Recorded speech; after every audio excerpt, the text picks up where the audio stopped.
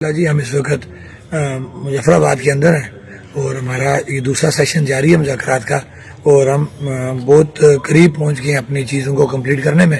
امید ہے کہ آدھے ایک گھنٹے کے اندر ہمارا ایگریمنٹ جو ہے وہ تیار ہو جائے گا، جو ہم نے سائن کرنا ہے، اور اس کے بعد جو ہم کوالہ میں اپنی پبلک کے پاس جائیں گے۔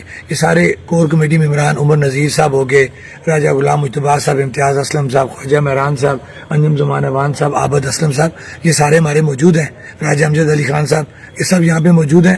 جو ہی وہ چیز ہماری ڈاکومنٹ سائن ہوگا، ہم سارے لوگ دوبارہ کوالہ آ جائیں گے۔ ابھی جو افواہیں پھیلائی جا رہی ہیں ٹروپس کی موومنٹ کی، اور جو ہے نا پینک کیا جا رہا ہے لوگوں سر یہ دیکھیں، کوئی قوتیں ایسی ہیں جو کسی بھی صورت ان چیزوں کو سیٹل نہیں ہونے دینا چاہ رہی۔ وہ آلریڈی ہمارے ساتھ اس سے پہلے بھی یہ واقعات ہوتے رہے۔